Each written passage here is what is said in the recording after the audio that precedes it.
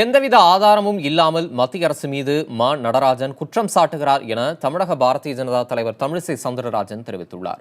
புதிய தலைமுறைக்கு அவர் அளித்த பேட்டியில் இவ்வாறு கூறியிருக்கிறார். எங்களை பொறுத்தமட்டில் வளர்ச்சி தேவை.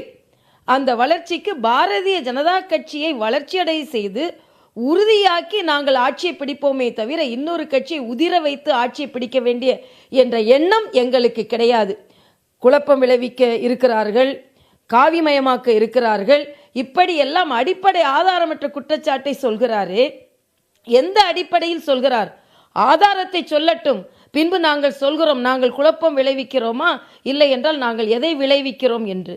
இன்று முழுவதுமாக பேச்சு பாரதிய ஜனதா கட்சியை பார்த்து இருப்பதே பாரதிய ஜனதா கட்சியின் வளர்ச்சியை பார்த்து வருங்காலத்தில் பாரதிய ஜனதா கட்சி பலம் பெறும் என்பதை அவர்கள் அறிந்து கொண்டு அரண்டு போய் பேசுகிறார்கள் என்பதைத்தான் நான் இங்கே சொல்ல முடியும்.